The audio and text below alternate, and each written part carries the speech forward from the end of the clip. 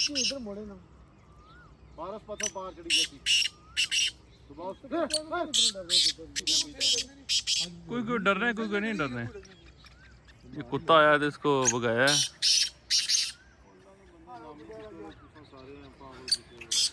VIP की तरह सारे। केड़ी जगह अज